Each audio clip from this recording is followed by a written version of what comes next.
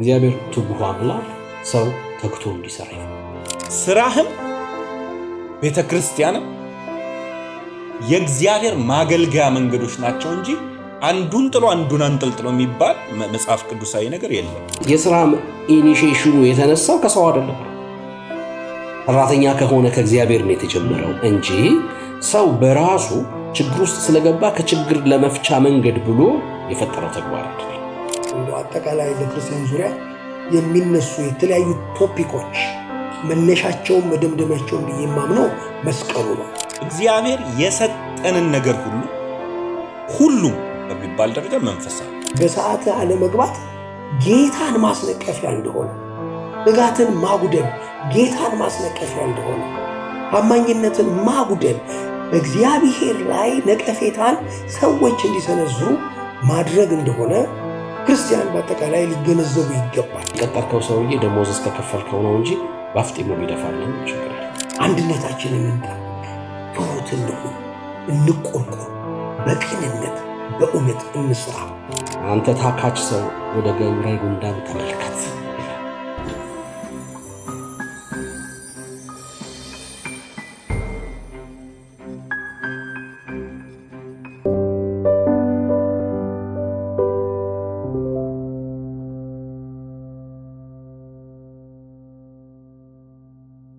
ሰላም ጤና ይስጥልን። ይህ በሳምንት አንድ ጊዜ መጽሐፉ ምን ይላል በሚል ርዕስ እየተዘጋጀ የሚቀርብ ፖድካስታችን ነው።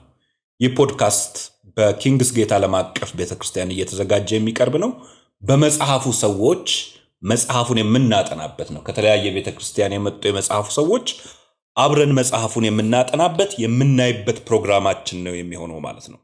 እንደምታስታውሱት ባለፈው ሳምንት የብልጽግና ወንጌል በሚል ርዕስ መጽሐፍ ቅዱሳችን ስለ ብልጽግና ወንጌል ወይም ደግሞ ወንጌል ስላለው ነው ወንጌል ለማየት ሞክረናል ማለት ነው። በዚሁም ያው ከስራ ውጪ የሚገኝ ትክክለኛ ባልሆነ መንገድ የሚፈለግና በጣም ክሬቭ የምናደርገውን የሀብት አይነት እንዲሁም ደግሞ በምን አይነት መንገድ ሊሆን ይገባዋል፣ እግዚአብሔር በረከትን አይሰጥም ወይ በሚል በደንብ ልናብራራና ልናይ ሞክረናል። ዛሬ ደግሞ ክርስቲያናዊ የሥራ ስነ ምግባር በሚል ርዕስ ሐሳብ ይዘን መጥተናል ማለት ነው። እንግዲህ እንደምታውቁት መጽሐፍ ቅዱሳችን ትጋትንና ስራን በእርግጥ ይመክራል። ሰዎች ተግተው እንዲሰሩ፣ በሚሰሩት ስራ ላይ ደግሞ ታማኝ ሆነው እንዲሰሩ መጽሐፍ ቅዱሳችን ያስተምረናል ማለት ነው። ስለዚህ በዚህ ሐሳብ ላይ በሰፊው ልንነጋገር ዛሬ መጥተናል። የመጀመሪያው ሐሳባችን የሚሆነው ስራን እንደ አምልኮ መመልከት በመጽሐፍ ቅዱሳችን ምን ይመስላል የሚለው ነው። ይሄን ሐሳብ ከዳኒ ጋር እንጀምረዋለን ማለት ነው። እሺ፣ አመሰግናለሁ ብሩኬ። እንግዲህ ነገርን ከብያኔ መጀመር ጥሩ ነው። አምልኮ ብለን ስንል ምን ማለታችን ነው?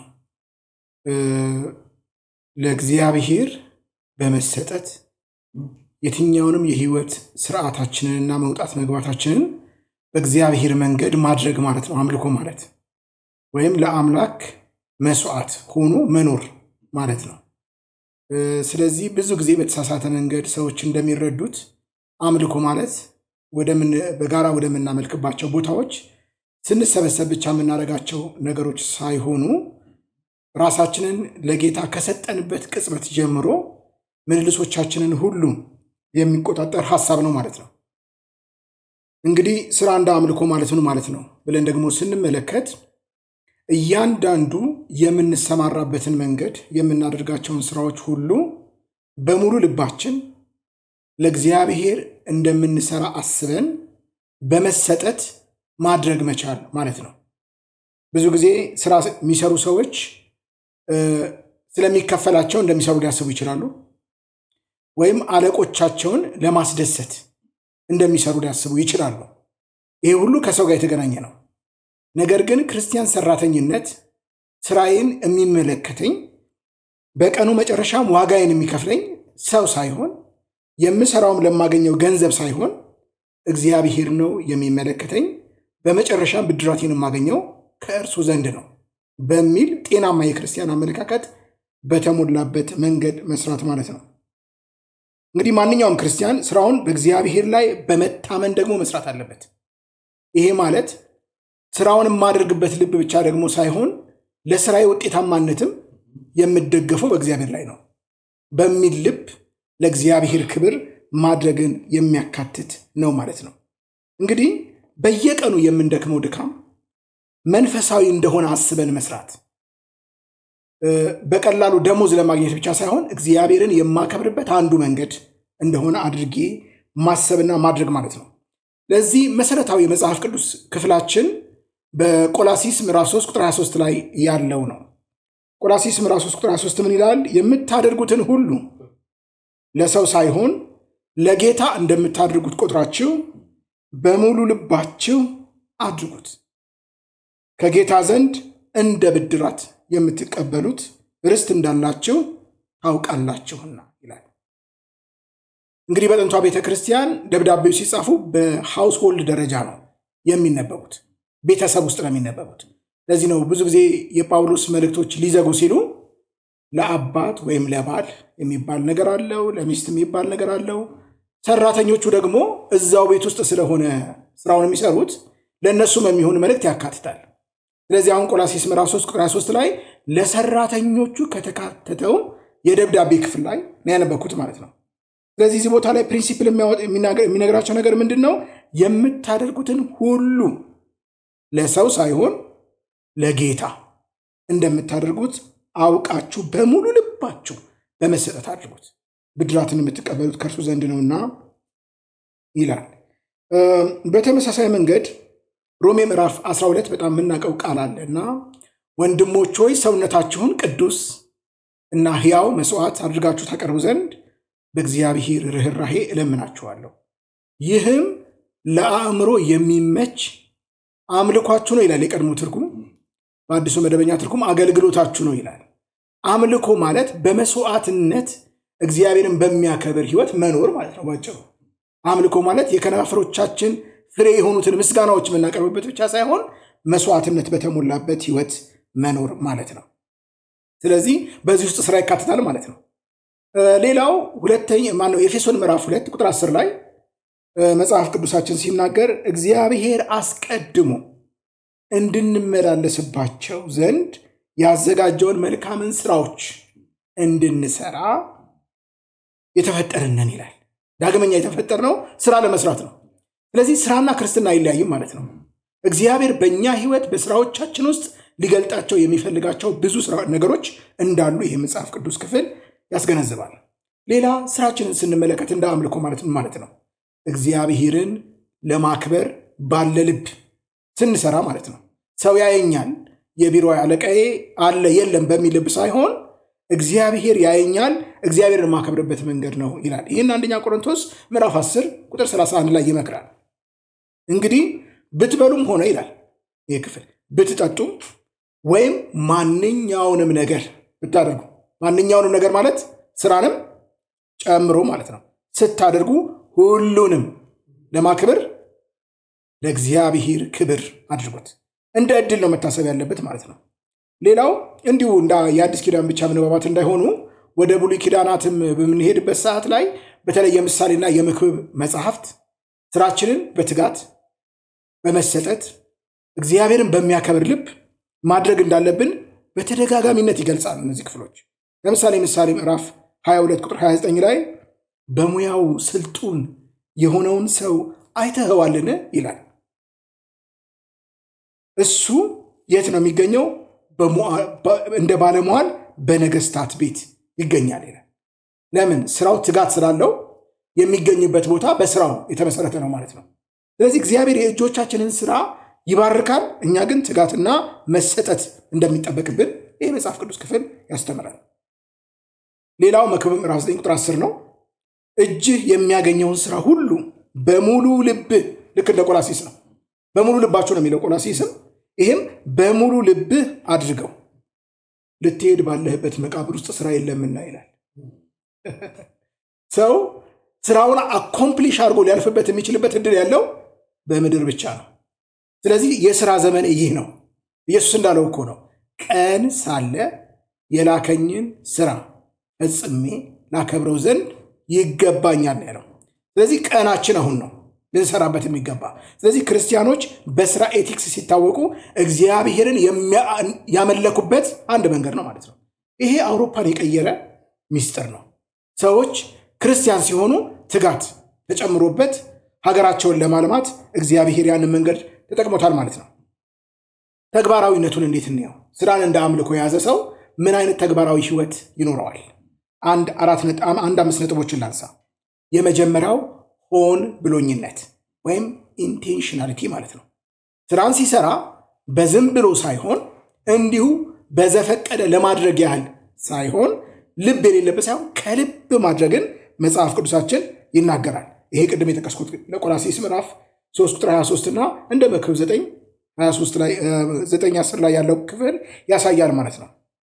ሌላው ስራን የምንመለከትበትን መነጽር መቀየር ነው። ሁለተኛው ስራዬ ደሞዝ ማግኛዬ፣ አለቃዬን ማስደሰቻዬ ሳይሆን ኢየሱስ ክርስቶስን የማከብርበት እግዚአብሔር የሰጠኝ እድል ነው ወደሚል አመለካከት ሰዎች ሊያሳድጉት ይገባል። ሌላው ሶስተኛው ለስራ ስኬታማነት በእግዚአብሔር መደገፍ ነው። እግዚአብሔር ነው ውጤት የሚሰጠው። እኛ ማድረግ ያለብንን በትጋት እናደርጋለን፣ ውጤት ግን የእግዚአብሔር ነው። ይህን መጽሐፍ ቅዱሳችን በግልጥ ያስተምራል። እግዚአብሔር የጉልበታችንና የውጤታማነታችን ምንጭ ነው። እርሱን አውቆ በእርሱ መታመን ያስፈልጋል ማለት ነው። አራተኛ ልህቀት ከክርስቲያን ስራ ውስጥ ይጠበቃል። ኤክሰለንሲ ብለን የምንለው ነገር ማለት ነው። እነ ዳንኤልን በዛ በእንግዳ በከለዳውያን ምድር እንዲከበሩ ያደረጋቸው የልህቀት ስራ ስለነበራቸው ነው። ከሌላው ሁሉ ለየት ይላል ሲሰሩ። ልክ እንደዚህ ክርስቲያን ሲሰራ የሚሰራውን ሁሉ ለመስራት ያህል ሳይሆን በልህቀት በሚያሳምን ሌሎች እግዚአብሔር ከኛ ጋር እንዳለ እንዲያውቁ በሚያደርግ መልክ መስራት እንደሚያስፈልግ መጽሐፍ ቅዱሳችን ይናገራል ማለት ነው። የመጨረሻው ስራችንን ከተልእኮ ጋር ማገናኘት ነው። ስራ ሰራን፣ ገንዘብ አገኘን። ግን እኛ ገንዘብ ለማግኘት ብቻ የምንኖር አይደለንም። ተልእኮ ከሰማይ የተሰጠን ሰዎች ነን። ስለዚህ ኢንጂነርም ብንሆን፣ ሐኪምም ብንሆን፣ መምህራንም ብንሆን፣ ነጋዴዎችም ብንሆን ያ ቦታ ከተልእኮዬ ጋር እንዴት ነው የሚገናኘው? እኛ የእግዚአብሔር አምባሳደሮች ነን። በዛ የሥራ ዘርፍ ላይ የእግዚአብሔርን ተልእኮ ተሸክመን የተላክን ተልእኮ የያዝን ሰዎች ነን። ስለዚህ 2ኛ ቆሮንቶስ ምዕራፍ 5 እንደሚያስተምር ቁጥር 18 ላይ ከእግዚአብሔር ጋር ታረቁ ብለን ሰዎችን እንለምናለን። የማስታረቅ አገልግሎት በእኛ ውስጥ አለ። ስለዚህ ኢንጂነር ሆኜ የማገኛቸውን ሰዎች ለማስታረቅ፣ ሐኪም ሆኜ የማገኛቸውን ሰዎች ለማስታረቅ ባለ ልብ ልንሰራ ይገባል። ስራ እንደ አምልኮ ይህን ይመስላል። አመሰግናለሁ። ድንቅ በጣም በማህበረሰባችን ላይ የሚታይ አንድ በክርስቲያኑ ማለት ነው አንድ ጉድለት ብዬ የማስበው እኔ የምናደርገውን ነገር ሁሉ ለሁለት መለየት። ይሄ ዓለማዊ ነው፣ ይሄ መንፈሳዊ ነው ብሎ መለየት። ለምሳሌ አስተውላችሁ ከሆነ ተማሪዎች ስንማር እኔም በነበርኩበት በዩኒቨርሲቲ ስንማር ማጥናትን፣ ማንበብን፣ ትምህርቱን መማርን እንደ ዓለማዊ ነገር ፌሎ መሄድን፣ ቸርች መሄድን ምናምን ማድረግን እንደ መንፈሳዊ ነገር ይቆጠራል። አስተውላችሁ ከሆነ ቸርች መሄድ በእሁድ ወይም ደግሞ በሌላ ፕሮግራሞች በጣም መንፈሳዊነት፣ ስራ ቦታ ሄዱ መካኒክም መካኒክነቱን ሲሰራ፣ እንጨት ሰራተኛውም እንጨቱን ሲሰራ ወይም ደግሞ ግንበኛውም ግንቡን ሲሰራ ልክ እንደ ዓለማዊ ስራ የሚቆጠር ማህበረሰብ ውስጥ ነው ያለ። ይህ በጣም ስተት ነው። እግዚአብሔር የሰጠንን ነገር ሁሉም በሚባል ደረጃ መንፈሳዊ ነው፣ ኃጢአት እስካልሆነ ወይም ደግሞ ትክክለኛ እግዚአብሔር መንገድ እስካልሆነ ድረስ ማለት ነው። ይሄ ማይንድ ሴት በክርስቲያን ማህበረሰብ ውስጥ ያለ ማይንድ ሴት መስተካከል አለበት። አንዳንድ ሰው ስራ ቀጥቶ ቸርች መሄድ ልክ እግዚአብሔርን እንደማገልገል የሚቆጥር ሰው አለ። ይህ ትክክል አይደለም። ስራህም ቤተክርስቲያንም የእግዚአብሔር ማገልገያ መንገዶች ናቸው እንጂ አንዱን ጥሎ አንዱን አንጠልጥሎ የሚባል መጽሐፍ ቅዱሳዊ ነገር የለም። ባሪያዎች ጌቶቻቸውን እንዲያገለግሉ የመከረው መጽሐፍ በትጋት በታማኝነት ልክ እግዚአብሔርን እንደሚያገለግሉ እየቆጠሩ ነው። which means እግዚአብሔርን የምታገለግልበት አንደኛው መንገድ ነው። ስለዚህ ዓለማዊ ነው፣ መንፈሳዊ ነው፣ እንትን ነው የሚባል ጉዳይ የለም ማለት ነው። ሶ ሁሉም የምንሰራቸው ስራዎች፣ ሁሉም የምናደርጋቸው ነገሮች፣ ሁሉም የምንሳተፍባቸው ነገሮች ሁሉ መንፈሳዊ እንደሆኑ ማሰብና ማገናዘብ አለብን። እኛ እዚህ ጋር የእግዚአብሔርን ቃል ስናቀርብ መንፈሳዊ እንደሆን ነው። እንዲሁ ቪዲዮ የሚቀርጹን ልጆችም መንፈሳዊ ነው። እኛ ከምንሰራው የጎደለ ነገር አይደለም እየሰሩ ያሉት የእግዚአብሔርን ቤት አገልግሎት እያገለግሉ at the same time የሆነ ቦታ ሄዶ በሙያው የሚያገለግልም ሰው የሚሰራው መንፈሳዊ ነገር ነው። የካስዬ መስሪያ ቤት መንፈሳዊ ነው። የኔ መስሪያ ቤት መንፈሳዊ ነው።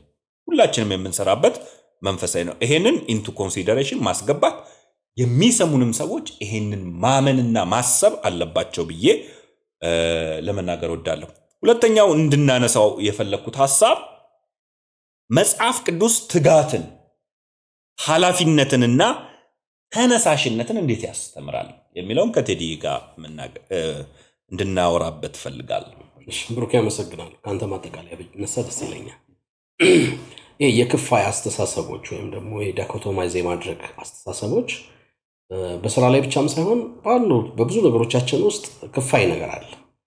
በመንፈሳዊ ነው፣ ስጋዊ ነው እና የሚል ነገር የመክፈል አዝማሚያዎች ጎልቶ ይታያሉና አንዱን ደግሞ ካጠቃው ነገር አንዱ ስራን በተመለከተ ያለው አመለካከት ያመጣው ጦስ ነው። ግን እንደው አንዳንድ ሰዎች እንዲያውም ስራን የሚያስቡት ምንድነው ችግር የወለደው በኃጢአት መውደቅ ምክንያት የመጣ ለምሳሌ ልክ ከእርግማኑ አንዱ በላብህ በወዝህ ጥረህ ነው የምትበላው፣ አንተ የተነሳ ምድር የተረገመች ትሆናለች፣ እሾህና አሜኬላን ታበቅላለች ምናምን ሲባል ስራ እዛ ጋር የጀመረ ነው የሚመስለው። ግን በጣም ትክክል አይደለም። ትክክል ያልሆነው ምንድነው አዳምን ፈጥሮ ካስቀመጠው በኋላ ካለው ነገር ውስጥ አንዱ ኤደንን ያበጃጃት ዘንድ ይላል። ቁጥር 15 ምዕራፍ 2 ቁጥር 15 የሚነግረን እንዲሰራና እንዲያበጃጅ እግዚአብሔር ሰውን በኤደን ገነት ላይ ሾሞታል። እንዳጋጣሚ ሆኖ ነው በመናገርበት ክፍል ውስጥ ሁለት ነገሮች አሉት። አንደኛ እንዲሰራና እንዲያበጃጅ እንዲጠብቅ፣ ሁለት ደግሞ ባላደራም እንዲሆን ኃላፊነትን የገነት መጋቢዋ ሆኖ እንዲኖር አድርጓል። ስለዚህ የሥራ ኢኒሺዬሽኑ የተነሳው ከሰው አይደለም። ሰራተኛ ከሆነ ከእግዚአብሔር ነው የተጀመረው እንጂ ሰው በራሱ ችግር ውስጥ ስለገባ ከችግር ለመፍቻ መንገድ ብሎ የፈጠረው ተግባር አይደለም። መጽሐፍ ቅዱስ እግዚአብሔር ሰራተኛ አምላክ ነው። ስለዚህ የፈጠረው ሰው ሰራተኛ እንዲሆን ይፈልጋል ማለት ነው። እግዚአብሔር ታታሪ አምላክ ነው፣ ትጉህ አምላክ ነው። ስለዚህ ሰው ምን እንዲሆን ይፈልጋል? ትጉህ እንዲሆን ይፈልጋል ማለት ነው። ስለዚህ ራሱ መነሻው የሥራ መገኛው ምክንያት ምንድነው ከተባለ ከራሱ ከእግዚአብሔር ላይ ተፈጠረ። እግዚአብሔር ሰውን እንዲሰራ ነው ያደረገው። እንግዲህ ምቹ ሁኔታ ነው ያለው። የሚበላው አለ፣ ያጣው ነገር የለም፣ የሴኩሪቲ ችግር የለም። በጣም ምቹ ሁኔታ ነው ያለው። ለሰው ምቹ ሆነ ኤደንን የፈጠረለት ምን ቅብጥ አድርጎት ይሰራል እንዳትል ሁሉ ነገሮች የሞሉለት ናቸው። ግን ያበጃጃት አለ እግዚአብሔር። አንድ ስፔስ ሰጥቷል። ሰውየው እንዲሞላት እንዲሰራት ያደረገው እንዲጠብቃት ያደረገው ነገር ሰጥቷል ማለት ነው። ስለዚህ የሥራ ራሱ ቴዎሎጂካሊ መነሻ የሚሆነው ነገር ምንድነው ከተባለ ከእግዚአብሔር ተነሳሽነት ላይ የመጣ ጉዳይ ነው። ስለዚህ ሰው ባለቤት አይደለም ማለት ነው። ለሥራ ባለቤት አይደለም ማለት ነው። ኮሚሽን የተደረገ የተሰጠው ነው ከእግዚአብሔር በአደራ ምክንያት ወደ ሥራ ወደሱ የመጣበት ነው። ነገር ግን ከውድቀት በኋላ ይልቅ ስራን ነው የተዋወቅነው ወይንስ ስንፍናን፣ ድካምን፣ ቸልተኝነትን፣ ኢግኖረንሲን ጭምር ካመጣ እንዲያው ውድቀት ያመጣው እሱን ነው እንጂ ታታሪነትን አይደለም ያመጣው እንጂ ስራንማ ሲጀምርም እግዚአብሔር ባደራ የተቀበለው ነው። ኦኬ እሺ፣ ስለ ትጋት መጽሐፍ ቅዱስ ምን ይላል ከተባለ ምሳሌ መጽሐፍ በቂ ነው። በቃ ሌላ መጽሐፍትን ሁሉ ምንቱ የኢየሱስን ምሳሌ ስለ ጸሎት ያነሳቸውን ቅድም የቆላስይስ ምዕራፍ 3ን ሐሳብ ነው ትተነው ምሳሌ እንኳን ብንሄድ ሁልጊዜ በኮምፓሪዝን የሚቀመጡ ናቸው። ሰነፍና ታካቹን ሰውዬና ትጉን ሰው ምሳሌ በማድረግ ሰነፍን ሴትና ብርቱና ትጉን ሴትን በተመለከተ በንጽጽር ያስቀምጣል። ለምሳሌ ብዙ ጊዜ የምታስታውሱት በተለይ ደግሞ ካስሽ ብዙ ጊዜ ያስተማረው ነው ብዬ የማስበው ሰነፍ ቤቷን ታፈርሳለች ይላል፣ ትጉ ግን ቤቷን ትሰራለች ይላል። ወይም ደግሞ ትጉዋ ቤቷን ትሰራለች፣ ሰነፍ ግን በእጇ ታፈርሳለች ይላል። በንጽጽር እንኳን ሲቀመጥ የትጋትን መለኪያ ያደረገው እሱን ነው። ሁሉ ይልቅ ግን ስለ ትጋት ያነሱ ምሳሌዎች ሁሉንም ወይ በትጋት መጽሐፍ ቅዱስ ምን ይላል? ገብረ ጉንዳን ይላል። ሰው አይደለም ያስቀምጣል። ሞዴል የሆነ ሰው ጎበዝ የሆነ ሰው ምናምን ሳይሆን አንተ ታካች ሰው ወደ ገብረ ጉንዳን ተመልከት ይላል። ስለዚህ ትጋትን እንኳን የሚያሳየው በፍጥረት ውስጥ እንኳን እግዚአብሔር ታታሪነትና ትጋትን እንዳስቀመጠ ያሳያልና ሰው አንተ ነበር ከኔ ቦታ ማድረግ የነበረበት ግን አንተን ማስተማሪያ ያደረገው ገብረ ጉንዳንን ነው ይላል። ንጉስ የለውም፣ አለቃ የለውም፣ ይሄን አድርግ የለውም፣ ታይም ኪፐር የለውም፣ የሚቆጣጠረው የለውም። ግን የገዛ ምግቡ ይሰበስባል። ክረምት ይመጣል ብሎ አስቦ ይታትራል፣ ይሰራል፣ ያከማቻል፣ ዲፖዝ ያደርጋል።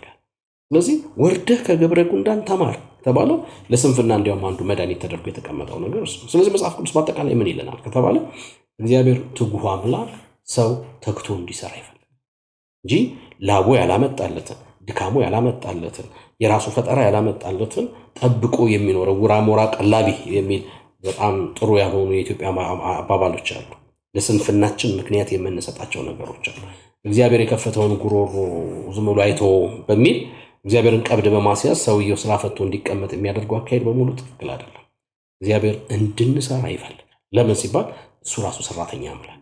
ጌታ ኢየሱስ ወደ ምድር መጥቶ ሲያስተምር ከተናገራቸው ነገሮች አንዱ አባቴ ይሰራል እኔ እሰራለሁ ይላል ማለት ነው።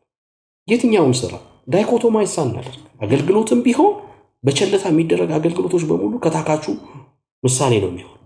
ቸርች ውስጥ ሲሆን መስራት የሚባለውን ነገር ጥዩፍ አድርገው አገልግሎቱን ቅዱስ የምታደርግ ከሆነ እሺ ይሁንልህና ግን አገልግሎቱን እንኳን በትጋት አገልግል። ለምን የሚያገለግል በትጋት ያገልግል ይላል ሮሜ መልእክት የሚነግረን ነገር እሱ። ስለዚህ ትጋትን በተመለከተ እግዚአብሔር አጽንኦት ይሰጣል። ለምሳሌ ማንሳት እንችላለን። እነ ጲጢፋራ ቤቶች የተባረኩት በእነ ዮሴፍ የትጋት ስራ ነው።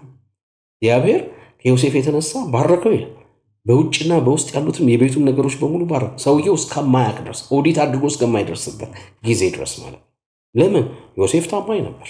እነ ዳንኤል በልጠው ተገኙ ተባለላቸው አይደል? በትጋታቸው ምክንያት በጣም ዋይዝ ነበሩ፣ በጣም በስራ ብርቱ ነበሩ። ስለዚህ ተመሰገኑ። ስለዚህ እግዚአብሔር የትጋት አምላክ ነው። ለዚህ ነው ታካች አደን አይዝም ይልና ትጉ ግን ይልና እንዲህ ብሎ ይናገራል። ሀብቱ ትጋቱ ነው። ስለዚህ በጣም ዴዲኬትድ ምሳሌ መጽሐፍ ላይ ሌላ ቦታም ላይ ይላል ተግቼህ ፈለኩ ይልና አገኘሁህም። በቃ ለመፈለግ ምንም ነገር ለመፈለግ እግዚአብሔርን በል የምትፈልጋቸው ነገሮች በል ያንተን ትጋቶች ይፈልጋል። መጽሐፍ ቅዱስ ትጋትን በጣም ኤንፈሲስ አድርጎ ይሰጣል። በጣም ተግተን እንድንሰራ፣ ሳንሰለች እንድንሰራ፣ እየወደድነው እንድንሰራ፣ ስለቸገረን ኪሳችን የምንሞላበት ብቻም ሳይሆን ለሌሎች መትረፍ እስክንችል ድረስ የምንሰራ ስራችንን የምንወድ ሰዎች ልንሆን። በስራ ውስጥ አንዱ ትልቁ አስቸጋሪ ነገር ምንድን ነው? ስራ ጠሎች ብዙ ጊዜ የሚያደርጉት ነገር ምንድነው? ሙያን ማንቋሸሽ፣ አንዱ ሙያ ከአንዱ ሙያ እንደሚሻል አድርጎ መቁጠር። ያ ባዜ ቸርች ውስጥ መጥቶ ከአንዱ ስጦታ እንደሚበልጥ እንዳወዳደሩት ሁሉ ማለት ነው። ማለት ለእግዚአብሔር ቀረብ ያለ ይመስል የተቀቡ ሰዎች እነ ከሌ ምናምን ሲሉ ናታንም የሚያገለግሉና የሚያጸዱ ሰዎች በቤተ ክርስቲያን ውስጥ እግዚአብሔር ዋጋ እንኳን የሰጣቸው እስከማይመስል ድረስ እንደማይቆጠረው ሁሉ ፓይለት ሲሆን የምታደንቅለትና በጣም ደስ በሆንኩ የምትለውና ሸክላ የምትሰራዋን ሴት ደግሞ የምታናንቅበት ባህል ራሱ ለስራ የተበላሸ አመለካከት እንዲኖረን አድርጓል። ማንም ሰው በተሰማራበት ውስጥ ፍሬያማ እንዲሆን ተግቶ መስራት መቻል አለበት። እጁ ላይ ባለው ሙያ፣ እጁ ላይ ባለው በየትኛው ማለት በትምህርት ያገኘው ውጤት ሊሆን ይችላል፣ ታለንት ሊሆን ይችላል።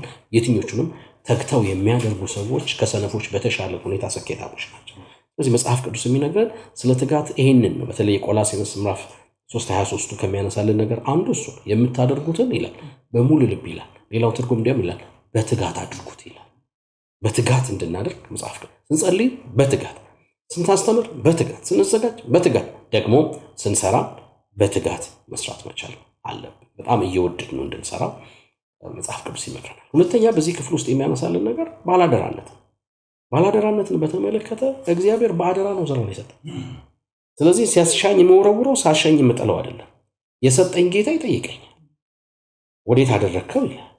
ለዚህ እኮ ነው ጠብቅ የተባለው ሰውዬ እንኳን ሄደን ሊጠብቅ ራሱን መጠበቅ አቃት አይደል? በሄደን ገነት ውስጥ ያጋጠመው ታሪክ እኮ ወዴት ነህ ተባለ። ወዴት አደረግከው ነበር እኮ መጠየቅ የነበረበት አይደል? የሆነ ነገር ተሰጥቶት አልፈጸምከው ወዴት አደረግከው እኮ አይደለም። ራሱን መጠበቅ አቅቶት ወዴት ነህ እስኪባል ድረስ አድርሶታል። እግዚአብሔር ስራን የሰጠን በታማኝነት የሰጠን እንድናደርገው አገልግሎትን በተመለከተ ታማኝ አድርጎ ቆጥሮ ለአገልግሎቱ ይሾመኝ ይላል። ለፍቻ መጣሁት ጌታ አላመጣሁት። እግዚአብሔር ራሱ ምን አደረገ? ሰጠ። ስለዚህ የሰጠ እግዚአብሔር ደግሞ ባላደራ ነው፣ ይጠይቅሃል። ነገ መልሰህ ምን የምታደርገው የምትሰጠው። በስራ ውስጥ ያለ ባላደራነት ምንድን ነው? አንድ መስሪያ ቤት ውስጥ ልንሰራ እንችላለን፣ ተቀጥረን ልንሰራ እንችላለን። የግለሰቦች በሰው መኖሪያ ቤት ውስጥ እንኳን ስራ ለማገዝ ልንቀጠር እንችላለን። ነገር ግን ባደራ የተሰጠንን ስራ በሙሉ በታማኝነት ማገልገል እግዚአብሔርን እንደ ማገልገል አድርጎ መቁጠርን እግዚአብሔር ይፈልጋል። ለምን? ምንሰራውን ስራ በሙሉ ባለቤቶቹ ብቻ አይደለም የሚያዩት። ማን ያየዋል? ስራን የሰጠን እግዚአብሔር ያያል። እግዚአብሔር ፊት ምን ተጠያቂ የምንሆነው። ስለዚህ ነው በሞግዚትነት ህፃናትን ሊጠብቁ የሚችሉ ሰዎች ኃላፊነታቸውን አልወጣ ሲሉ፣ ባለቤቶቹ ሲኖሩ ብቻ ልጆቻቸውን የሚንከባከቡ፣ በሌሉ ጊዜ ግን እንቅልፍ እምቢ ሲላቸው አደንዛዥ ነገር ሰጥተው የሚያስተኙ መዓት ሰዎች አሉ። ግን ባለቤት አላየም። ስራው ላይ ግን ያሰማራት እግዚአብሔር ያያል፣ ይጠይቃል። ስለዚህ ክርስቲያኖች ሁል ጊዜ ማሰብ መቻል ያለባቸው በየትኛውም ሌቭል ላይ የሚሰሩ ሰዎች ይሆኑ የሚሰሩት እግዚአብሔርን እንደሚያገለግሉ አድርገው መስራት አለባቸው። ለዚህ ነው ባሪያዎችን ለጌታ እንደምትገዙ ለጌቶቻችሁ ተገዙላቸው። ለምን? ይህንን ስምሪት የሰጠ እግዚአብሔር ነው። ከነሱ ታማኝነት ይጠበቅባቸው። ታማኝነት ብቻ ማለት ነው እግዚአብሔር በአደራ ይመልስላቸዋል፣ ይቀበላቸው። ለዚህ ነው የሰጠኝን ስራ ሁሉ ፈጽሜ ከበርኩ። አንተ ባንተ ዘንድ ጨረሰ ማለት ነው፣ አጠናቀቀ ማለት ነው። ስለዚህ ፈጽም ያለው እኮ ነው እያለ ያለው። ስለዚህ ደግሞ መልሶ ለሱ ሊሰጠው ነው። ልክ እንደዚህ ነው በየትኛው ሙያ ውስጥ የተሰማራን ሰዎች በጣም በእግዚአብሔር ተጠያቂ እንደሆነ እያሰብ እግዚአብሔር የሰጠንን ስራ ልናከብር ይገባል። ዘዳግም ላይ የሚነግረን ነገር እሱ እነዚህ እጆች ያመጡልኝ እንዳትል ይላል። ስለዚህ ትጋታችን ሀብት ሊወልድ ይችላል። ትጋታችን ገንዘብ ሊያመጣ ይችላል። ከበሬታን ሊያመጣ ይችላል። ከፍታና ስልጣንን ሊያመጣ ይችላል። ምንም ማጠራጠር የለብንም። ነገር ግን እግዚአብሔርን ማክበሩን ግን መጠየቅ መቻል አለብን። ጎሉ ምንድን ነው? የልፋታችን ጎል፣ የትጋታችን ጎል ባላደራ ነኝ፣ እንድሰራ ጤና የሰጠኝ እግዚአብሔር ነው። ይሄ ብቻ አይደለም፣ ባላደራ ነኝ፣ ወገቡን ታጥቆ ለቤቱ ሰዎች ማዕድን እንደሚያዘጋጅ መጋቢ ሰው ከኔ የሚገኘውን ትሩፋን የምሰጣቸው ሰዎች አሉኝ ወይ? እሱን ተጠቅመውበታል ወይ ካላልን በስተቀር እንደዛ ሰነፍ ሰው አከማችተ ነው። ታታሪነት ጥሩ ነው፣ ትጋት ጥሩ ነው። እኔም ማውቀው አንድ ሰው አለ፣ ሌሊት ሙሉ ነው የሚሰራው። ቸርችና ስትለው ስራ አለብኝ የታዘዝኩት ይላል፣ አይመጣም። ታዲያ እንደዛ መሆኑ እንኳን ምን አለ እንኳን ቸር ቢሆን፣ በገንዘቡም ደግሞ በፍጹም እግዚአብሔርን ሌሎችንም አያስብ። የዚህ ሰው ዕጣ ፈንታ ምን ይሆናል? ለሱ ሁሉ ጊዜ እየተነሳ አንተ ሰነፍ መባል አለበት? መጽሐፉ አንድ ጊዜ ተናግሯል። ስለዚህ ማሰብ መቻል ያለብን ከትጋታችን የሚወለዱ በረከቶች በሙሉ በባለአደራነት ከእግዚአብሔር እንደተቀበለን እግዚአብሔርን ማክበር መቻል አለባቸው። መጽሐፍ ቅዱስ ጠቅለል አድርጎ የሚነግረን ነገር ይሄ ነው። ተነሳሽነትስ፣ የሥራ ተነሳሽነት እግዚአብሔር ስራን በራሱ ኢኒሺዬሽን ለሰው ልጆች እንደሰጠ ሁሉ እኛ በደስታ እጃችን ላይ ያለውን ስራ አክብረን ከእግዚአብሔር የተቀበልኩት ሙያ ነው ብለን አገልግሎትን እንድንሰጥ ሌሎችን በእኛ ምሳሌነት ታታሪነትን እንዲማሩ ምሳሌ መሆን መቻል አለብን። አሰሪ ስንሆን አስጨናቂ አሰሪ መሆን መቻል የለብን። ያዘነን የራራን ሰዎችን ስራውን የምንመራ ሰዎች መሆን መቻል አለብን። ሁለት ውጤቱን ብቻ የምንጠብቅ ብቻም ሳይሆን በስራ ውስጥ የተሰማሩ ሰዎች ደስተኛ መሆናቸውና ስራው የኔ ነው የሚል የኔ ነው በቃ ባለቤትነት ስሜት እንዲሰማቸው የምንሰራ ከሆነ ተነሳሽነት ሞር እየጨመረ ይመጣል። ባለቤቱ ተነሳሽ መሆን ካልቻለና እግዚአብሔር እንደተቀበልኩት ነው ብሎ ማያስብ ከሆነ የቀጠርከው ሰውዬ ደሞዝ እስከከፈልከው ነው እንጂ ባፍጢሙ ቢደፋልህም ችግር የለውም። ተማሪዎች ሆነን የገጠመኝን ልናገርና አላጠቃለሁ። ተማሪዎች ሆነን ገና የ8ኛ ክፍል ተማሪ እያለን ትንባሆ ሞኖፖል የሚባል ቦታ ላይ የስራ ዘመቻ ይካሄድ ነበር እና ምንድን ነው የሚያደርጉን? ጠዋት አንድ ይወስዱናል። ጠዋት ሲጋራ ፓኬቱን ስናሽግ ይዋላል ማለት ነው። በአዲስ አበባ የተለመደ ስለሆነ ከዛ ሰው ታታሪ ሆኖ ይሰራል። እስከ መቼ ሰዓት? እስከ ምሳ ሰዓት። ምሳ ሰዓት ከሰዓት በኋላ ያለውን ሰዓት የሚወስነው ሜኖው ነው፣ የሚበላው ምሳ ማለት ነው። እና እንደ አጋጣሚ ሆኖ እሳት ያላየው ድንች ፍጥጥ ብሎ መጣ ማለት ነው። እና ብታኝካው ብታላመጣው በቃ ምንም ጤናማ አይሰጥ ማለት ነው። ወዲያውኑ ልጆች ያደረጉት ነገር ምንድን ነው? ማሸጉን ኮላውን የመጨረሻውን መዝጊያውን በኮላ መጠቀም የሚገባውን በቃ ሲጋራውና ምርቱን በሙሉ አበለሻሹት። ይህን ሁሉ ፋብሪካው እስኪደርስበት ድረስ ሆነ ማለት ነው። እና መጨረሻ ላይ ተጠየቀ፣ ለምንድን ነው ያደረጋችሁ ተባለ። ጥቂት ሰዎች ተይዘው አይ ያቀረባችሁልን ምሳ ከሰዓት በኋላ እንድንሰራ አላደረገንም ይላል። ተነሳሽነቱ ምን ሆኗል ማለት ነው? የተነሳሽነቱ ምክንያት የምታቀርብለት ነገር ማለት ነው። አየህ ሰዎቹ እኛ ውስጥ መጨመር ያለባቸው እሱን አለ መሆን ያለበት የሥራ ክቡርነትና ታማኝነት። አስቸጋሪ ሁኔታም እንኳን ቢሆን ለስራው ታማኝ መሆን፣ ስራህን አክብረህ ነገር ግን ቅሬታን በሌላ መንገድ የማሳወቅ ምክንያት እንጂ አለበለዚያ በጣም እንደዚህ አድሎ ብታደርግ ከሆነ የመጀመሪያ የምታደርገው ስራውን እንዲያፈርሱት ያደርጋል። ሰዎች መጠንቀቅ መቻል አለባቸው። በደል አድሎ ሊፈጸምባቸው ይችላል። ነገር ግን የተሰጣቸውን በአደራ ተቀብለው ፈጽመው ጠያቂያቸውን ምትትና ማክበር ነው መቻል ያለባቸው። ስለዚህ ባላደራነት ማለት ለምናደርገው ነገር ሁሉ የምንጠየቅነን እንጂ ባለቤቶች አይደለም። ድርጅት ሊኖር ይችላል፣ ባለቤት አይደለም። አለ ባለቤት አንተን ባለሀብት እንድትሆን ስምህ ከፍ እንዲል ለብዙዎች አባት እንድትሆን ያደረገህ አለ። ስለዚህ ለሱ ምን በልለት እውቅና ነው መጀመሪያ መስጠት ያለብን። በአጠቃላይ ስራን በተመለከተ አንደኛ ኢኒሺዬሽኑ ከእግዚአብሔር የመጣ ነው። ሁለተኛ ደረጃ ራሱ ሰርቶ እንዲጠብቅ ስራን ለሰውየው የሰጠው እግዚአብሔር ራሱ ነው። ሶስተኛ ትጉ እንድንሆን ይፈልጋል። ያም የእግዚአብሔር ባህሪ ነው። ከተካፈልነው ባህሪው የተነሳ የሆነ ነው። አራት ደግሞ ተጠያቂዎች ነን። ድንቅ ገለጻ ማለት ሙሉ ነው። ባለፈው ከተነጋገርነው ጋር ዝም ብዬ አንድ ነገር ልጨምርና ወደሚቀጥለው ጥያቄ እገባለሁ። ምናልባት እኔ ስራን ስናይ ሁልጊዜ ዘር የሚመስለን የምንሰጠው ስጦታ ብቻ ነው አይደል? ስራም ዘር ነው ብዬ ነው የማምነው። ሰዎች በሚሰሩት ስራ ወይም ደግሞ በሚያደርጉት ነገር ሁሉ ዘር እየዘሩ ነው። ለምሳሌ አንድ ሰው በታማኝነት ለሚሰራበት መስሪያ ቤት የሚሰራ ከሆነ እየዘራ ነው ታማኝነትን። ምን ማለቴ ነው? ምናልባት ዘር ራሱ ላይሆን ይችላል የሚቆጠረው በመንፈሳዊ ዓለም ማለት የሆነ ሰው ታማኝ እንዲሆንልኝ ብቻ ላይሆን ይችላል። በተለያየ መልኩ የዘራውትን አጭዳለሁ ብዬ ማመን አለብኝ። ታማኝነትን፣ ትጋትን ስናሳይ፣ ለምንሰራበት ቦታ ተጠንቃቂነትን ስናሳይ ያ ዘር ነው ብዬ ነው ማመን። በላያችን ላይ የምንዘራው ዘር ወይም ደግሞ እኛ የምንዘራው ዘር ነው ብዬ ነው ማመን ነው። ስንሰራ በእንዲህ አይነት ሞቲቭ ነው መስራት ያለብን። እኔ የምሰራበት ድርጅት በኃላፊነት ብዙ ኬሚካሎች ምናምን ያቀርብ ነበር። እኔም በምሰራበት ድርጅቶች ላይ ማለት ነው። ቢባክን ያን ያክል ተጠያቂ አልሆንም፣ ግን እንዳይባክን የምጠነቀቀው ጥንቃቄ ልነግራችሁ አልችልም። ለምንድን ነው ይሄንን የማደርገው? ልክ እንደ ባለቤቱ ነገርየው የኔም ነው ብዬ ነው ማምነው። ሰውየው ስላመጣው ሰውየው የሱ ስለሆነ ገንዘቡ የሱ ስለሆነ ብቻ እኔ በፈለኩት መንገድ አባክኘው አፍስሼው ሊሆን ይችላል። ሲባክን ዝም ብዬም ጭምር ያን ነገር ባሳልፈው እኔ የዘራሁት ዘር ነው ብዬ ነው ማለት። ላልጎዳ እችላለሁ፣ አዳታይም ነገርየው ላይ ጎዳኝ ይችላል።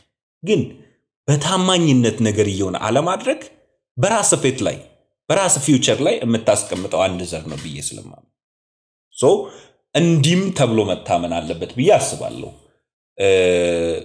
ስለዚህ የምንሰራውን ነገር ሁሉ በትጋት ለኛ ሳይሆን ለእግዚአብሔር፣ ለሰውየው ሳይሆን እግዚአብሔር እንደሚያይ አድርገን መስራት አለብን። ቅድም ዮሴፍ ተነስቷል። ዮሴፍ እንደዛ አይነት ሰው ነበር። የሚተጋው የሚያደርገው የሚሰራው ነገር ሁሉ የሚያደርገውን ነገር ለእግዚአብሔር እንደሚያደርግ አድርጎ ስለሚቆጥር ነው ማለት ነው። ምናልባት ቀጣዩ ጥያቄ ካስዬ ጋር ነው የሚሄደው። በስራ ቦታ ላይ ያለ ታማኝነት፣ ሐቀኝነት፣ ግልጽነት፣ ወጥነት፣ ኢንተግሪቲ እንዴት ሊሆን ይገባዋል? ይሄ በጣም ክርስቲያንን የሚፈትን ነገር ሊሆን እንደሚችል አምናለሁ። ግን መጽሐፉ እንዴት እንድንሆን ይመክረናል የሚለውን እንድታነሳው። ታንኪዩ ብሩኬ፣ በጣም አመሰግናለሁ። ከኔ በፊት ቴዲዬ በጣም ሰፊ በጣም ግልጽ ቢብሊካል የሆነ ማብራሪያ ሰጥቷል። ምናልባት ብዙውን ተናግሮታል ብዬ አምናለሁ። ግን በዚህ በፊልጵስዩስ ምዕራፍ 2 ቁጥር 3 ላይ 2 ቁጥሮች ላንብብና ከዛ የኔን ኦብዘርቬሽን ፎርዋርድ አደርጋለሁ። ምን ይላል? ለወገኔ ይጠቅማል በማለት ወይንም በከንቱ ውዳሴ ምክንያት አንድ እንኳን አታድርጉ። ነገር ግን እያንዳንዱ ባልንጀራው ከራሱ ይልቅ እንዲሻል በትህትና ይቁጠርና እያንዳንዱ ለራሱ የሚጠቅመውን አይመልከት።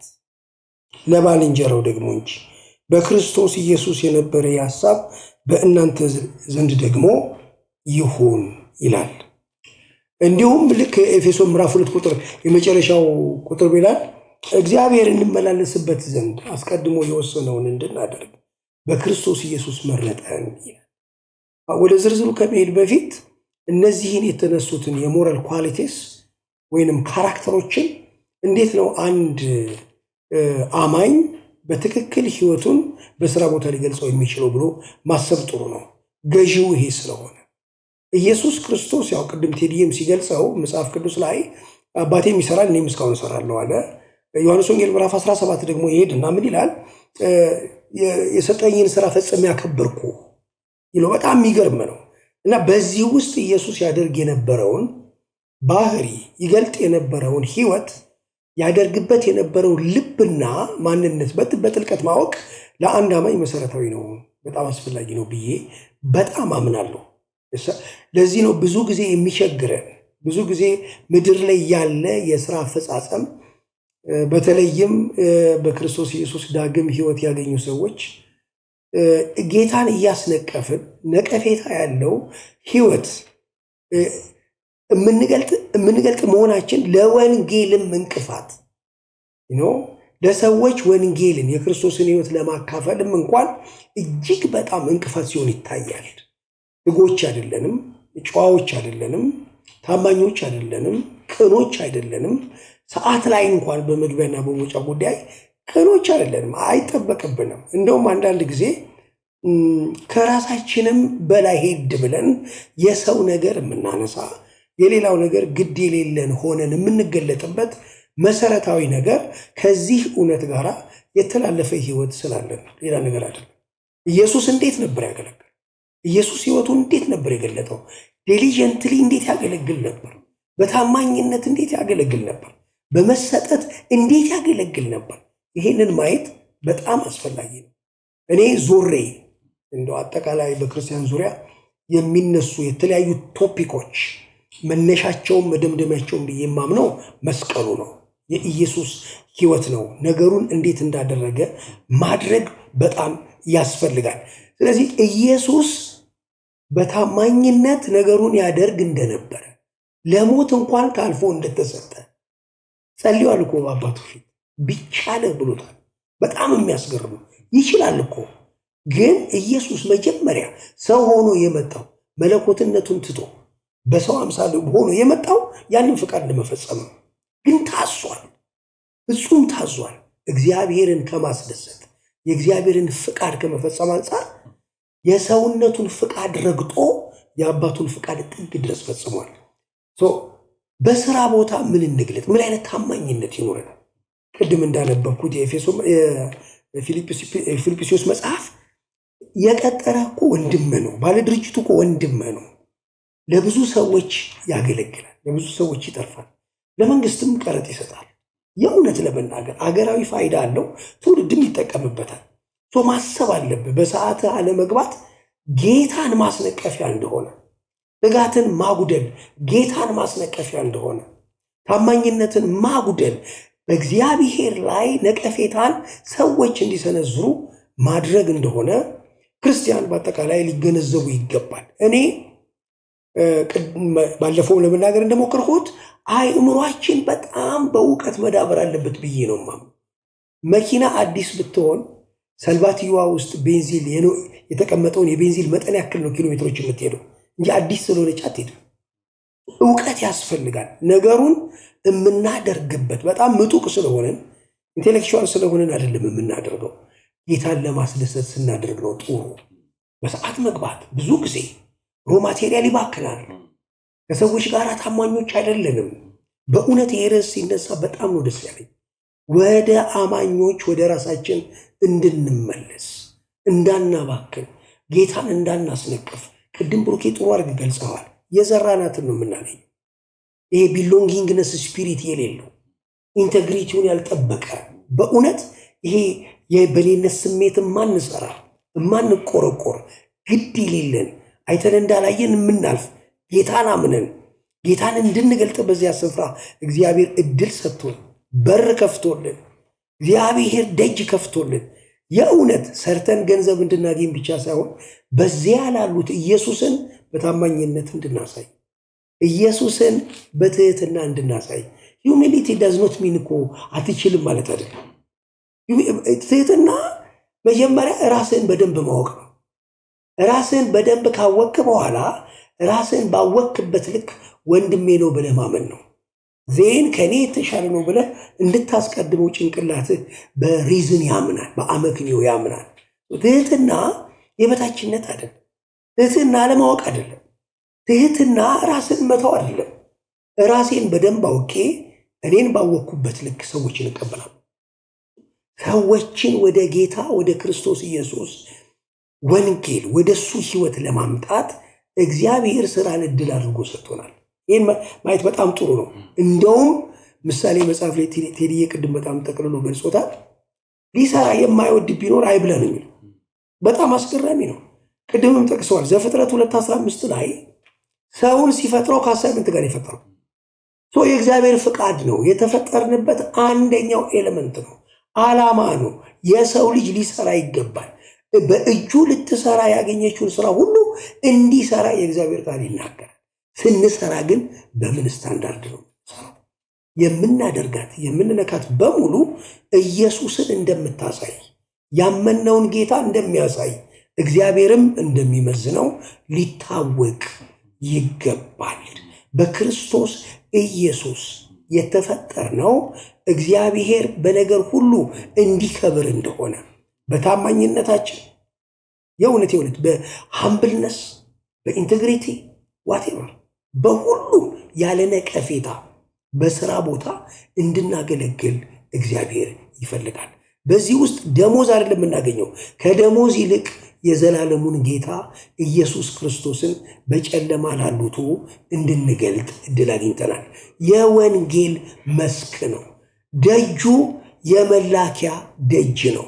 ብዙዎችን የምንነካበት፣ ብዙዎችን የምንደርስበት፣ ኢየሱስን በስጋ በእኛ ውስጥ እንዲያዩ እንዲመለሱ የምናደርግበት መንገድ ነው ብዬ አምናለሁ። አንድ ነገር ለማሳሰብ ምናልባት ብሩኬ ካላበዛው፣ በዚህ ዘመን ያለ አማኝ እኔን ጨምሮ ለሰዎች ተቀጥረን የምንሰራ በጣም ልንጠነቀቅ ይገባል። በስልጣን ላይ ያሉ በየመስሪያ ቤቱ ያሉ ሰዎች፣ በቤተ ክርስቲያን ውስጥም ያሉ አገልጋዮች የሚያገለግሉትን ሁሉ የሚሰሩትን ሁሉ እግዚአብሔር እንደሚያየው እግዚአብሔር እንደሚመለከተው መረዳት ሊኖርብን ይገባል። ከክፋት እንድንመለስ በእውነት ሰዎችን ከመጉዳት እንድንመለስ፣ ሰዎች እየተጎዱ ንብረት እየባከነ ግድ የለሽ ሆነን እንዳናልፍ ሰዎቹ ላያዩ ይችላሉ። እግዚአብሔር ግን ከሰማይ ያያል። መጽሐፍ ምን ይላል? እግዚአብሔር በምድር ዙሪያ ሁሉ ያያል። እንጠንቀቅ። ጌታን አናስነቀፍ። ታማኝን ደሞዝ ላይ ከፈለን ይችላል፣ ሊቆረጥብን ይችላል። ብድራታችንን የሚሰጥ ጌታ በሰማይ ያያል። አንድነታችንን እንጠብቅ፣ ትሁት እንሁን፣ እንቆርቆር፣ በቅንነት በእውነት እንስራ። ብዙ ነገር ተሰምቷል፣ ብዙ ነገር በምድራችን ታይቷል። ምክንያቱ ቅድም ያልኳችሁ ነው። ስራን ስንሰራ ብቻ ሳይሆን ህይወታችን እንዲሮጥበት የተዘረጋው የክርስትና ህይወት የሚመራበትን የእግዚአብሔር ቃል ማንዋል በትክክል ተገንዝቦ ስራ ላይ ያለማዋል ችግር አለ።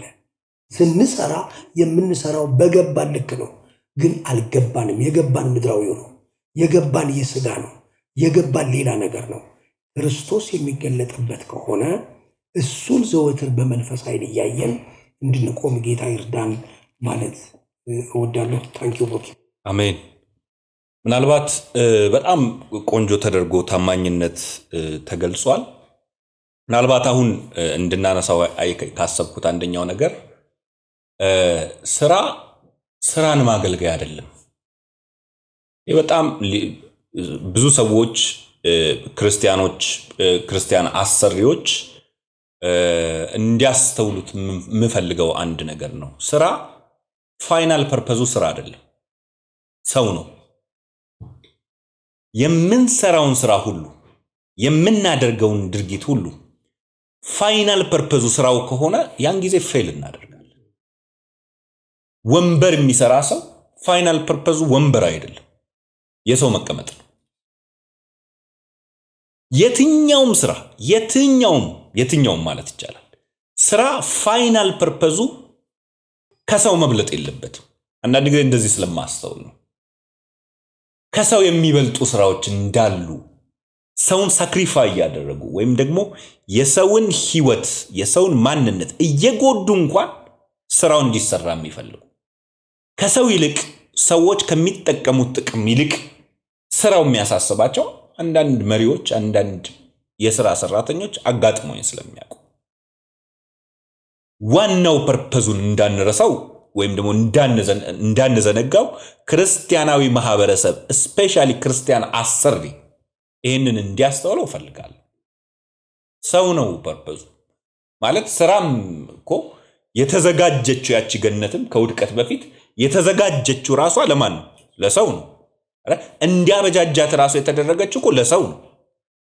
ምን ሰራው ስራ ሁሉ ለሰው ነው ባይዘው አይደል? ገበሬ ቢያርስ ለሰው ነው። what's the purpose? ፋይናል ፐርፐዙ ምንድነው? ሰው እንዲበላው አይደል? ከዛ ባለፈ ምን ፐርፐዝ አለው? ቤት ቢሰራ ምንድነው ጥቅሙ? ለሰው ነው። መኪና ቢሰራ ምንድነው ጥቅሙ? ለሰው ነው።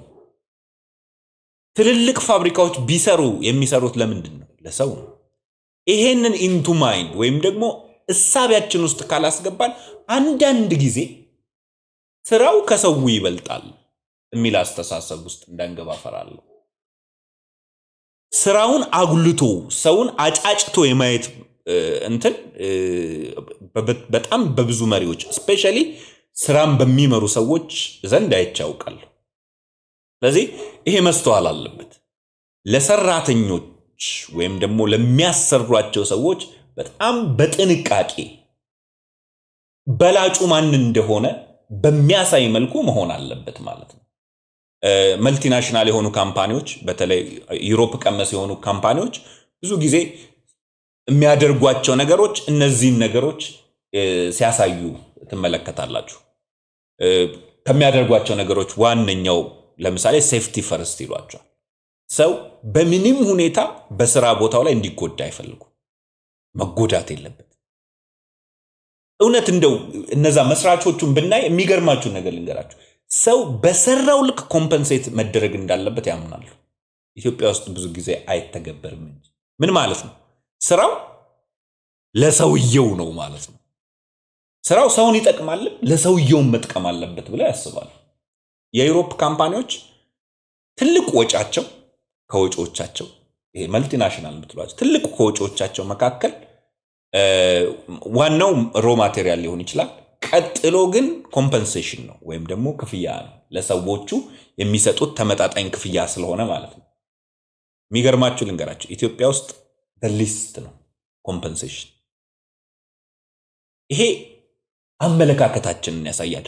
እንደው እንግዲህ ማውራት ካለብን አንድ ነገር ልጨምርና ላውራ። ቺፕ የሰው ኃይል ይባላል ወይም ደግሞ ርካሽ የሰው ኃይል ይባላል። ታውቃላችሁ እኛ ሀገር which is በጣም ትክክል ያልሆነ እሳቤ። የሰው ኃይል በራሱ ርካሽ ሊሆን አይችልም። ራሱ ስራው ራሱ እኮ ለሰውየው ነው ፐርፐዝ የተሰራው። ስለዚህ ርካሽ የሚል ማይንድ ሴት ይዘህ ሰውን ማሰራት በራሱ ትክክል ነው ብዬ አላምነው። እንደ ፖሊሲ እኔ ትክክል ነው ብዬ ማላምነው አንድ የሀገር ፖሊሲ ነው። አም ሶሪ እንግዲህ ይሄንን ስለገለጥኩ ምናልባት። ስለዚህ እነዚህ ነገሮች በክርስቲያናዊ አሰሪዎች ማይንድ ውስጥ ሲገቡ እኚህ አሁን የምናወራቸው ነገሮች እንዲገቡ ፈልጋለሁ። የምናሰራው ለሰውየው ነው። ማንም ሰው ሺህ ፋብሪካ ቢኖረው ከአንድ እንጀራ በወጥ ይልቅ አንድ እንጀራ በወርቅ አይበላም አይደል? ወርቅ እንደ ወጥ አፍስሳ አትበላው።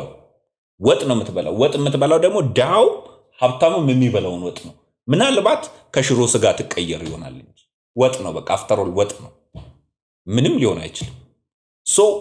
ሰውን ማዕከል ያደረገ መሆን እንዳለበት በጣም አምናለሁ። ሌላ እንደ መጨረሻ አድርጌ ላነሳው የምፈልገው እናንተም እንድትወያዩበት የምፈልገው ነገር በመጽሐፍ ቅዱስ ስራ፣ ትጋት በጣም ወሳኝ እንደሆነ አምናለሁ።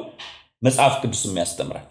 ግን ደግሞ ሰክሰስ፣ በረከት ከዛ ትጋት ጋር ብቻ የተጣበቀ እንደሆነ እንዲታሰብ ደግሞ መጽሐፍ ቅዱስ አይፈልግም አይደል? መጽሐፍ ቅዱስ ሲናገር እግዚአብሔር ቤትን ካልሰራ ሰራተኛ በከንቱ ይደክማል፣ እግዚአብሔር ቅጥርን ካልጠበቀ ጠባቂ በከንቱ ይተጋል ይላል።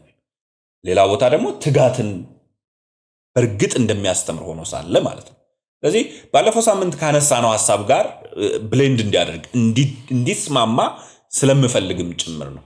መትጋት፣ መስራት፣ በትጋት በታማኝነት መስራት እንዳለ ሆኖ እሱ ብቻውን ሀብትና በረከትን ያመጣል ወይ? ይሄንን ከዳንኤል ጀምርና ሄዳለሁ ሌሎች። እሺ ብሩኬ አመሰግናለሁ። ጥሩ ሐሳቦች ተነስተዋል። እንግዲህ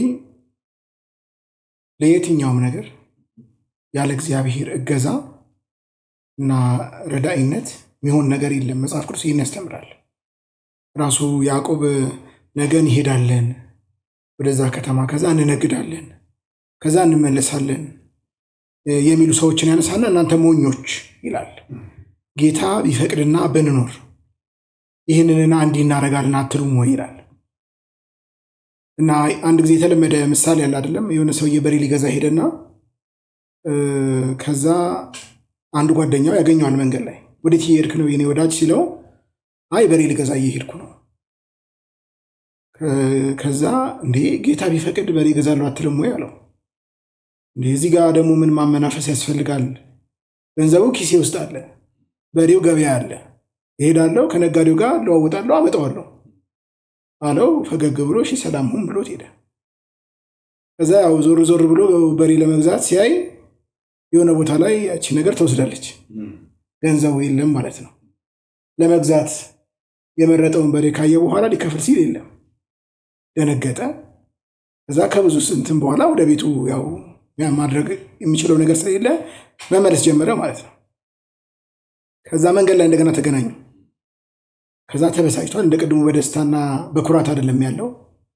አሁን አገኘውና ወንድሜ ወዴት እየሄድክ ነው አለው።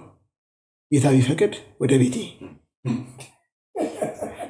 እና ሁል ጊዜ የእግዚአብሔርና የሰውን ድርሻ አማክለን ማሰብ መቻል አለብን። ዘዳግም ምዕራፍ 8 ላይ ለአብነት ማንሳት ይቻላል። ማርና ወተት የምታፈስ ምድር ነው እግዚአብሔር ያስገባቸው። ማርና ወተት የምታፈስ ማለት ግን ከሰማይ ወተት ይዘንባል ማለት አይደለም። ወይ መሬቱ እንደ ውሃ ማር እንትን ይላል እንደ ባህር ይሄዳል ማለት አይደለም። ከለፋችሁና ከተጋችሁ የስራችሁን ውጤት ታገኛላችሁ ነው እግዚአብሔር ያላቸው። ስለዚህ ከሁለቱም የሚጠበቀው ነገር በሚዛን መጠበቅ አለበት ማለት ነው። ሰው ክርስቲያን በትጋት እግዚአብሔር የሰጠውን ነገር አይቶ ቅድም በተነጋገርንበት አውድ መስራት አለበት። ውጤት ግን የእግዚአብሔር ነው። እግዚአብሔር ቅድም አንተም እንዳልከው ካልሰራ ሰራተኛ በከንቱ ይደክማል። ውጤት የእግዚአብሔር ነው። ከኛ የሚጠበቀውን ትጋት እኛ ማሳየት አለብን። ይበቃኛል። እሺ እንደው ቅድም ብሩክ አንተ እንዳልከው ስራ ዓላማው ሰውን ማርካት፣ ሰውን መጥቀም፣ ለሌሎች አገልግሎት ማዋል ነው። ታስታውሳላችሁ ጌታ ኢየሱስ ክርስቶስ እንግዲህ ሊሄድ ነው፣ የሰው ልጅ ታልፎ ይሰጣል ምናምን ሲባል ደቀ መዛሙርት መካከል ሩመር ተነሳ። ሰውየው የሚሄድ ከሆነ እኛ መካከል ታዲያ ታላቅ ማን ነው ይላል። እሄዳለሁ እያለ ነው። እሄዳለሁ የሚለው እንግዲህ መቼም ሸኙኝ ምናምን አይደለም፣ ታልፎ ይሰጣል የሰው ልጅ ነውና አጠገባቸው ያለው ውዳቸው እንደሚለያቸው ሳይሆን እያሰቡ የነበረው በቃ ከኛ መካከል ታላቅ ማን ነው ሲል ያላቸው ማንም ታላቅ ሊሆን የሚሆን የሌሎች ሁሉ አገልጋይ ይሁን ይላል ማለት ነውና አገልግሎታችን ራሱ ሰው ተኮር ነው የምንልበትና ለሌሎች ደስታና ጥቅም ነው የሚለው። ስራም እንደዛው። ግብን ግን በተመለከተ የስራ ግብ ግን ምንድን ነው ስንል ግን ምንም ሰው ተጠቃሚ ይሁን እንጂ ግቡ ግን እግዚአብሔርን ማክበር ነው። ስለዚህ እግዚአብሔር የሌለበት ስራ ፍሬያማ ሊሆን አይችልም። ስለለፋህ አይመጣም። ያው በተደጋጋሚ የተባለው የ127ቱ መዝሙር ዝማሬ ላይ ሄደን የምንመለከት እግዚአብሔር ከተማን ካልጠበቀ ቅጥር ጠባቂ በከንቱ ይለፋል ይላል። ስለዚህ ምንም ብንታተር ምንም ብንደክም እግዚአብሔር ከሌለበት በቃ የለበት። ለዚህ ነው የአዲስ ኪዳንን መልእክታቶች ከሚነግሩ ነገር አንዱ ሰው ዓለምን ሁሉ ቢያተርፍ ከዛስ ነፍሱ ቢያጎድል ይጠቅመዋል። አንዳንድ ጊዜ ሰብስበህ እርካታ ቢስ ነው የምትሆነው። ሰብስበህም በማረፊያው ጊዜ ሄደ ይባልላቸዋል። ሰዎች ለፍተዋል እፎይ ሳይሉ ሄዱ የተባለላቸው ሰዎች አሉ። ለምን? ጎሉ ማንን ነበር እንዲያከብር የሚፈልገው? የእግዚአብሔር ዓላማ ምንድነው የሚለው ነገር በተለይ ቤተክርስቲያን ይህን አጽንኦት መስጠት መቻል አለበት። መድረኮቻችን መከለስ ያለባቸው ይመስለኛል። ሁለቱም ጽንፍ ልክ አይደለም። በጣም በቃ ጎበዞች በርቱ፣ ቸርችን ባትመጡ ይደርሳል፣ እንደው በጣም ብቻ አስራታቸው አይጉደል እንጂ ብላ ስራቸው ላይ መርቃ የምትሸኛቸውን ሰዎች ጎሉ እግዚአብሔር እንደሆነ ማስተማር። ሁለትም ደግሞ አንዳንድ ሰዎች ሲያገኙኝ እንዲህ ይላሉ፣ እኛ በጣም ነው መንቀናል ይላሉ ሰዎች። ለምን ስትላቸው እናንተ ለጌታ ራሳቸውን ሰጥታችሁ ብለው የራሳቸውን በጣም ያኮስሱታል።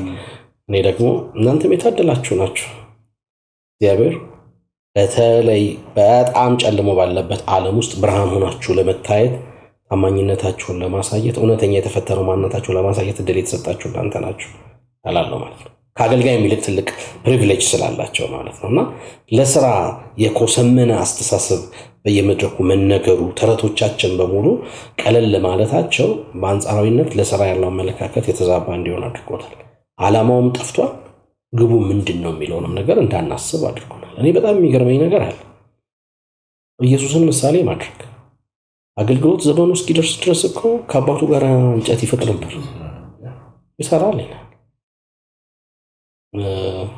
ያው በሌላ እምነት የሚባለውን ለማንሳት ስለማልችል ነው። ሁለተኛ እነ ጳውሎስን ተመልከት። ለሚሽን ዓላማ ቴንት ሜከር ነበር አይደል? ድንኳን ሰፍተው ነው ያገለግሉ የነበረው።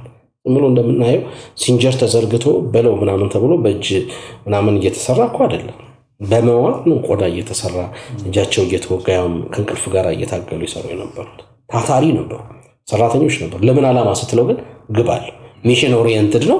ገባለው ለእግዚአብሔር ደስታና ክብር። ለዚህ ነው እነዚህ እጆቼ ከኔ ጋር ለነበሩ ሰዎች በሙሉ አገለገሉ ይላል። ከማንም ባለዕዳ አይደለም አልተቀበልንም ይላል።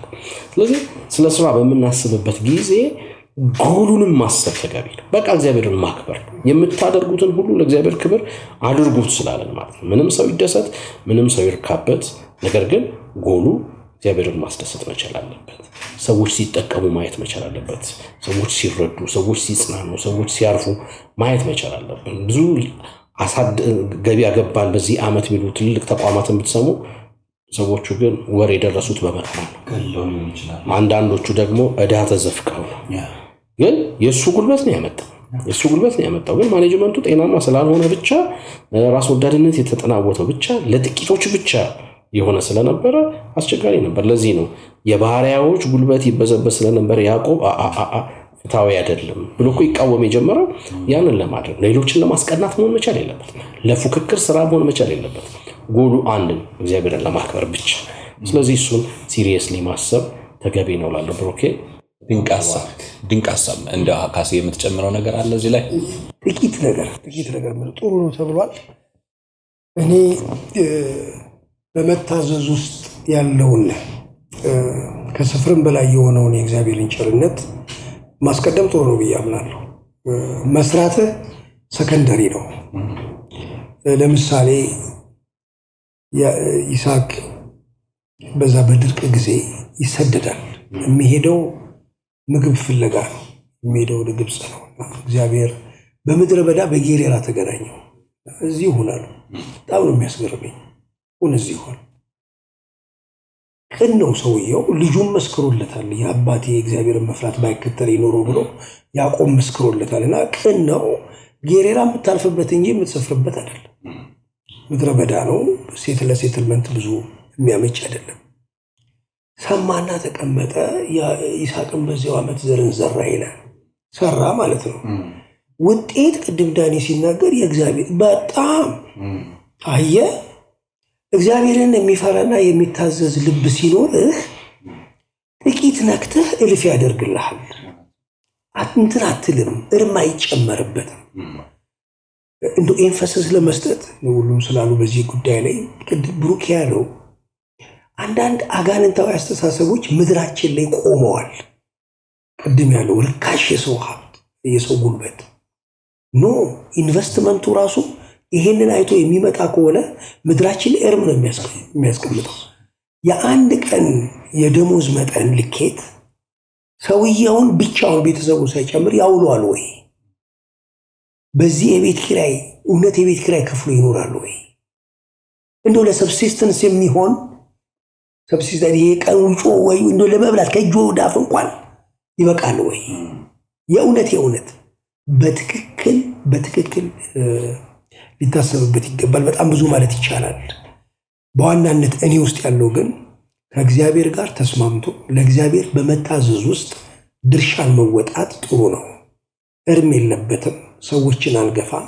የሚራራ የሚሰጥ፣ ለሰው የሚያስብ፣ ብቻውን የማይወስድ፣ የሚያጋራ፣ የሚተርፍ፣ ጌታን በቀኑ መጨረሻ የሚያሳይ ቅድም ቴዲዬ እንዳለው ግብ ግን አለው። ግቡ በእኛ ዘመን መስቀሉን ማሳየት ነው። ኢየሱስን መግለጥ፣ አባታችንን ማሳየት፣ ሰማይን በህልውናው መከሰት እኛ ልንከተለው የሚገባ ጉዳይ ነው ብዬ በጣም አምናለሁ። እዚህ ድረስ ካልኩ ይበቃኛል። ብሩክ መልካም። ባለፈው ሳምንት አንድ ሀሳብ ስናነሳ አንዳንድ ሰዎች ራሳቸውን እንደ መልካም እርሻ ቆጥረው ዝሩብን ይላሉ የሚል ሀሳብ አንስተን ነበር። ኮርስ እንዲህ በተጋነነ መልኩ ነገርየው መነሳቱ ትክክል እንዳልሆነ ማንሳታችን አግባብ ነው። ግን ደግሞ ይህንን ስንል በሌላው ጽንፍ ለቤተ ክርስቲያን መስጠት ወይም ደግሞ እኛ ከስራ ካገኘነው በረከት አንጻር ለቤተ ክርስቲያን መቆረስ ስህተት ነው እያልን እንዳልሆነም ደግሞ ሰዎች እንዲገነዘቡልን እንፈልጋለን። ሰዎች በስራ ሲባረኩ፣ ሰዎች በገንዘብ ሲባረኩ፣ እግዚአብሔር ለነሱ የሆነውን ነገር ሲሰጣቸው ጳውሎስ እንዳለ የሚያበራየውን በሬ አፉን አትሰረው የሚል የእግዚአብሔር ድንጋጌም እንዳለ ደግሞ ማስተዋል አለብን። ሁላችን ለሁላችን ኮምፕሊመንተሪ ነን፣ አስፈላጊ ነን። ምን ማለቴ ነው? በስራውም ማለት አንዱ የሚሰራው ለራሱ አይደለም አይደለ? ለሌላው ነው። ይሄ ማለት ሌላውም የሚሰራው ለኔ ነው ማለት ነው። አንዱ ገበሬ ነው፣ አንዱ ደግሞ አምራች ነው።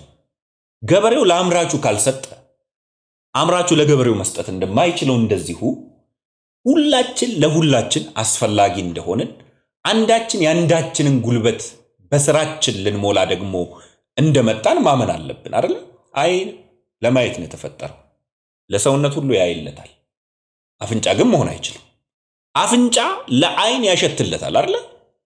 ምናልባት እሳት ካለ ምናልባት ሩቅ ከሆነ እሳቱን በጭሳ ያሽተተን በአይናችን ሌላ መንገድ ተመልክተን መሸሽ እንዳለብን እንዲሁ ማለት ነው። ኮምፕሊመንተሪ መሆናችንን እንደው እዚህ ቤት ባለው ነገር እንነጋገር። አገልጋዮች ነን እኔና እናንተ። ቪዲዮ ቀራጮች ያስፈልጉናል። ኮምፕሊመንተሪ ነን። እነሱ ባይኖሩ መቀረጽ የማንችልበት ሁኔታ ነው የሚፈጠረው አይደል? እንኳን እነሱ እቃው ባይኖር አንዷ ካሜራ ብትጠፋ ለረጅም ሰዓት ታንጓትናለች፣ ታንገላታናለች። አንዳችን ለአንዳችን እንደምናስፈልግ በስራችን ለሌላችን መሙያ እንደሆነ ማሰብ መቻል አለብን። ኮምፕሊመንተሪ ነን በእንግሊዝኛው። ይቀጥል። ኮምፕሊመንተሪ መሆናችንን አምነን ለአገልጋዮች የምናስፈልግ በቤተ ክርስቲያን ራሳቸውን ለጌታ ሰጥተው ለሚያገለግሉ የሚያበራየውን በሬ አፉን አትሰረው እንደሚል ቃሉ የሚገባውን በታማኝነት ማድረግ እንዳለብንም ልንናገር እንወዳለን። የተለጠጠ ነገር ደግሞ መኖር እንደሌለበት እንደምንናገረው እንደዚሁ ማለት ነው። ስለዚህ ይህንን ነገር በማስተዋል ማድረግ አለብን የሚል የጸና እምነት አለኝ። ይህ ኪንግስ ጌት ያዘጋጀችው መጽሐፉ ምን ይላል የሚል ፖድካስታችን ነው። በሳምንት አንድ ጊዜ ቅዳሜ የምንለቀው ነው ማለት ነው። አብራችሁ ተባበሩን። ኮፒ ሊንክ፣ ሼር፣ ላይክ በማድረግ አብራችሁን እንድታገለግሉ የኛ ኮምፕሊመንተሪ እንድትሆኑ ለብዙዎች እንዲደርስ ብዙዎች በዚህ እንዲጠቀሙ እንድታደርጉ በእግዚአብሔር ፍቅር እንጠይቃችኋለን። እንወዳችኋለን። ጌታ ኢየሱስ ይባርካችሁ። ጨርሰናል።